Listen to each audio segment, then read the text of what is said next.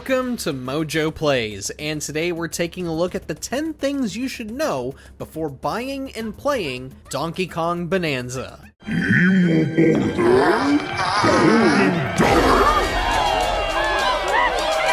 Before we begin, we publish new videos all week long, so be sure to subscribe to MojoPlays and ring the bell to be notified about our latest videos. Story. Show the way to Bananza's premise is a little unlike any of the previous Donkey Kong games. Remember all those minecart levels? Well, Nintendo is going hard on the mining theme with this one. DK and the denizens of Ingot Isle have been digging and digging and digging for a tasty new mineral known as Banandium. Unfortunately, this tasty treasure has attracted the attention of VoidCo, a small band of malicious apes that have begun a crusade in sealing off and hoarding digging sites containing Banandium ores as much as possible. Donkey Kong's going to have to punch, toss, clap, and slam his way through layers of the planet if he is to stop VoidCo. planet core? But no! I'm going with DK, so you just stay away! Donkey Kong's new design. Of course, the immediate question everyone had upon seeing Donkey Kong Bananza was, why does he look so different? Indeed, there has been a lot of disdain towards his new redesign, but in all honesty, the discourse doesn't make a lot of sense. Nintendo has already stated why they've gone with his new look, the reason being to make DK more expressive. We would like to throw one other factor into this. Are we really the only people who saw this design and immediately recognized Donkey Kong from the original games in the 80s? We're just going to forget the classic Donkey Kong arcade cabinet art? Yeah, just saying. Total destruction.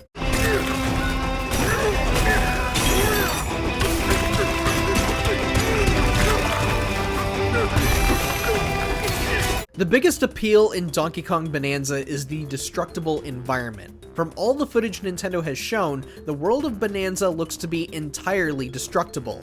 Simply get your hands on a piece of the ground and you can tear out chunks to throw around or smack enemies with. Obviously, your destruction is going to be somewhat limited, as destroying literally the entire level is going to break the game in some way. Thankfully, you will be given a 3D map that will update as you change parts of the world, so if you get a little too crazy with the destruction and wind up getting lost in your own mazes of tunnels, you'll have something to refer to. Worst case, just keep digging until you find an exit. Total Traversal.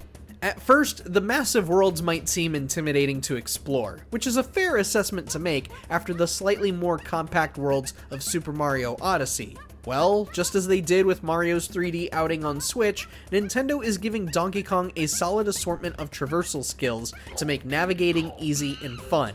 You can barrel roll through terrain and climb just about any structure you see, all without the fear of an ever-decreasing stamina meter. You may even be able to strengthen some of your traversal abilities once you start acquiring skill points.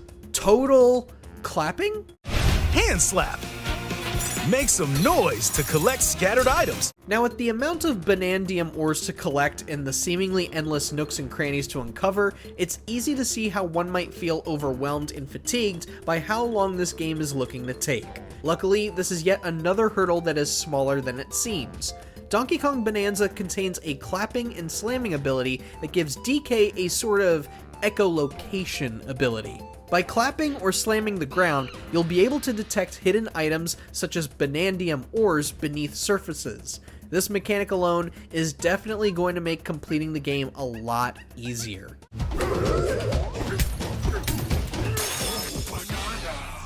Terrain of toys. As you explore the many different layers of the world, you'll come across a wide variety of different rock types that'll change the way you interact with things. We have already seen one variant of rock be used as explosives, and gold can be used in a similar fashion. But the direct we saw in June 2025 showed off a few more different types of rocks. You can use a chunk of ice to surf across or wash away lava. You can use soft sand rocks to build new structures such as bridges or towers. And then there are rainbow rocks that can help DK fly into the air. There's a good chance that those are the only kinds of rocks you'll see for the rest of the game, but we wouldn't be surprised if Bananza is hiding just a couple more special minerals elsewhere. Oldies but goodies. Even though some die-hard DK fans might not like the new look of the gorilla, Bananza does pay tribute to Donkey Kong's decades-long history. For starters, the June 2025 Direct specifically acknowledged Cranky and Ramby's inclusion in Bananza. However, there were a few shots where we saw Diddy and Dixie Kong hanging around. The love for DK digs deeper than just that, though. A handful of songs are remixes of classic Donkey Kong themes, a few of which use the legendary tunes from SNES Donkey Kong Country games. And I gotta ask, did anybody else in here hear that new version of the DK rap? It slaps. The Wrath of VoidCo. We want to rewind back to the VoidCo crew for just a brief bit of clarification and speculation. In the Direct, Nintendo briefly talked about what each member's role in VoidCo is, but most of the gameplay shown was DK going against bigger baddies made of rock. That said, one might dismiss them as another rendition of the Brutals from Super Mario Odyssey. In that game, the Brutals were kind of quick and easy breaks from Bowser and some of the bigger bosses. The VoidCo crooks may only fight DK directly as a last resort, say after a couple of other bosses created or influenced by them. We'll see though. Return of the Damsel.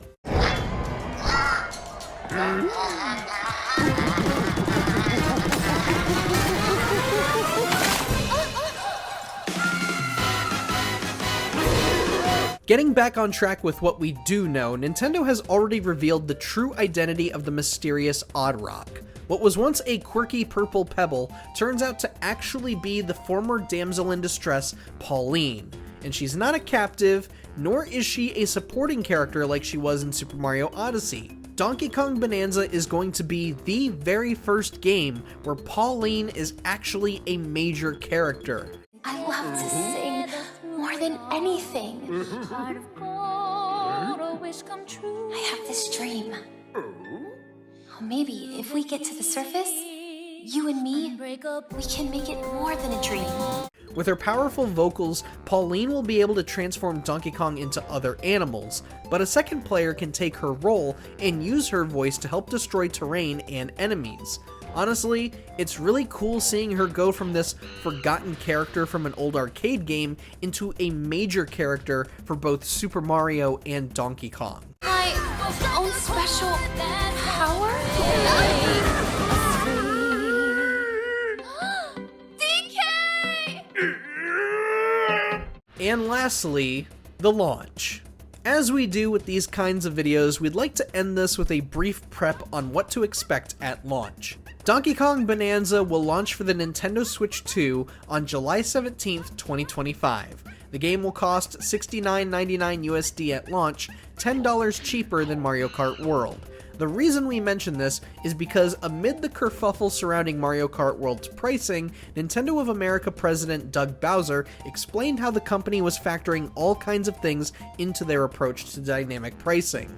One of those key factors he mentioned was replayability. So if you're somebody who loves meaty open world games, loves 3D platformers, only plays games once and never again, or simply loves Donkey Kong, then $70 might be worth it. Pre-orders are available right now, and a special amiibo of DK and Pauline will be available at launch. But tell us, do you plan on getting Donkey Kong Bananza as soon as it's out?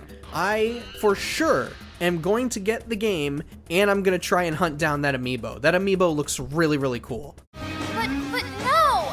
I'm going with DK, so you just stay away! But let us know what you think down in the comments below, and don't forget to subscribe to MojoPlays for more great videos every day.